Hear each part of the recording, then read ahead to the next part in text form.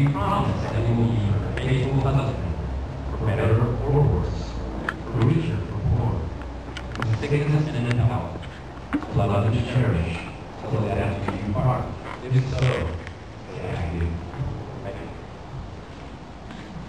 Regina, do you take Richard to be your husband, and do you promise that you will be his faithful wife, for better or worse, for richer or poorer, in sickness and in health, to love and to cherish, till death do you part? If so, say I do.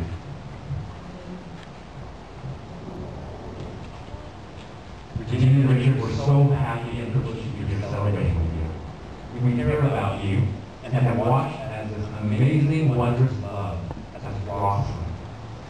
We who surround you today are those who have played with you, worked with you, taught you, learned from you, challenged you, yielded to you, even fought with you or fought for you, prayed for you, got in trouble with you, and done all manner of crazy things with you.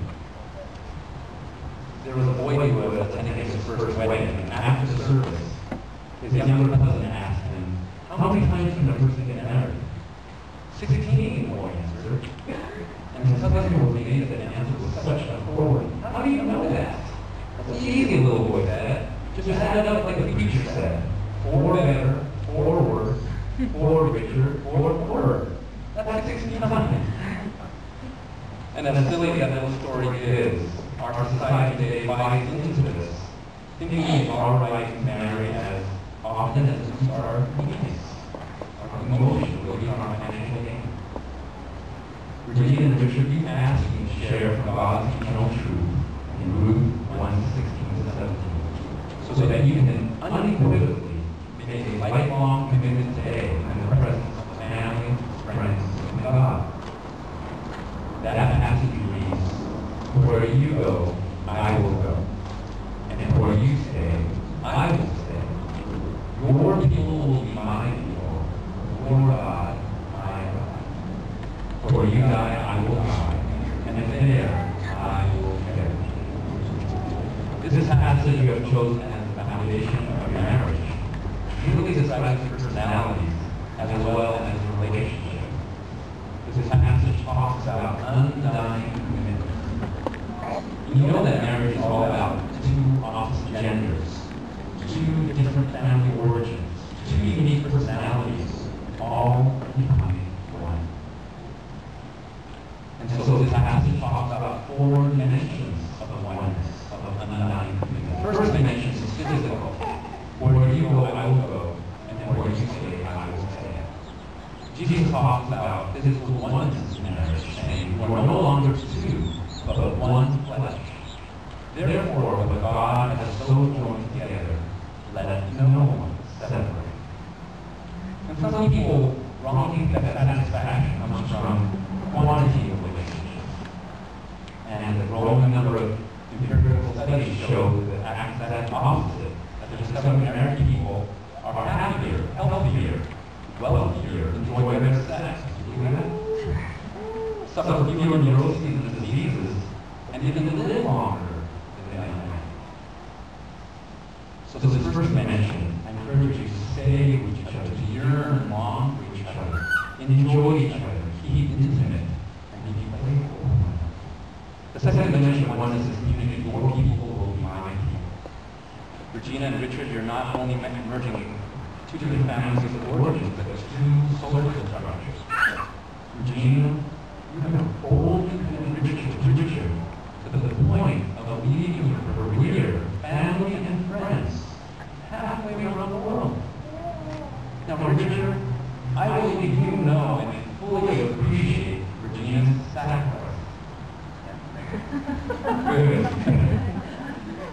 I think it's such a beautiful demonstration of this verse that your people is becoming each other's people.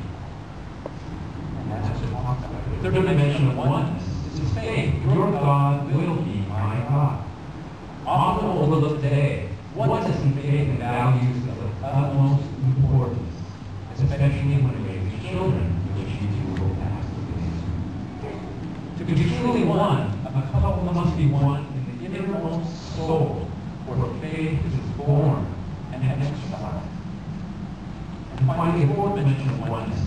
this analogy, or another way to put it is heroism.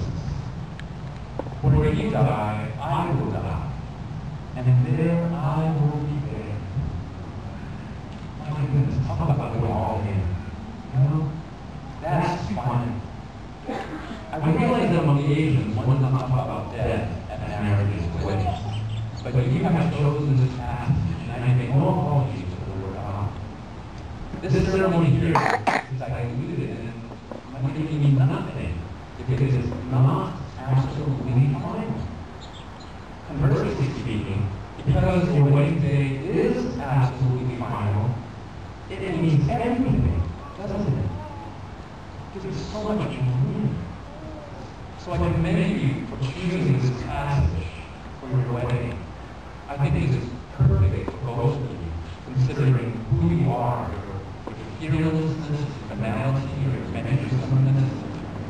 So Regina and Richard, in our session together, you learned a number of truths about growing as one. Leading, receiving, leading, and you've begun using healthy tools of learning how to take out emotional trash, of sharing with holdings, and also the proper way to ask for and give forgiveness. These are all tools necessary for a lifelong happiness together.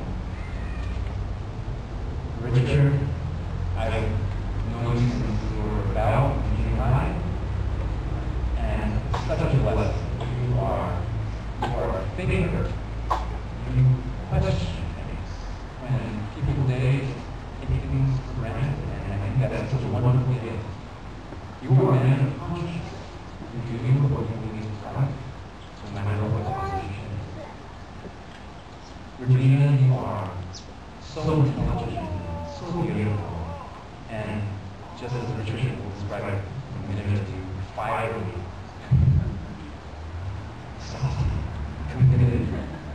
And in the brief time that I've known you, I think that Richard is so blessed. Regina and Richard, I found both of you fit for this institution, this sacred institution of holy matrimony. So at this moment, please turn and face each